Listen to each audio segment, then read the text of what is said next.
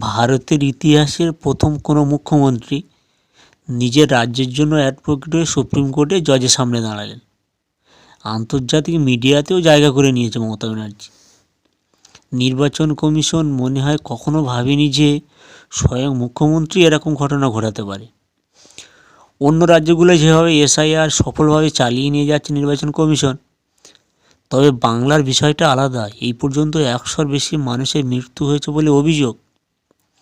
মুখ্যমন্ত্রী যেভাবে মামলা লড়লেন, জানি না শেষ পর্যন্ত ফলাফল কী হবে, তবে বাংলার মানুষের হৃদয় জিতে নিয়েছে সোশ্যাল মিডিয়ায় চোখ রাখলে বোঝা যাচ্ছে।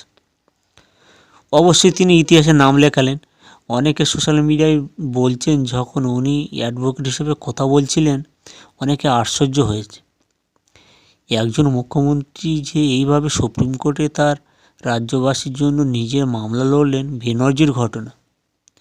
যদি কোনো দিন ইন্ডিয়া জোট সরকার গড়তে পারে, প্রধানমন্ত্রী হিসেবে মনে হয় মমতা ব্যানার্জির নামটা অন্যদের থেকে এগিয়ে থাকবে।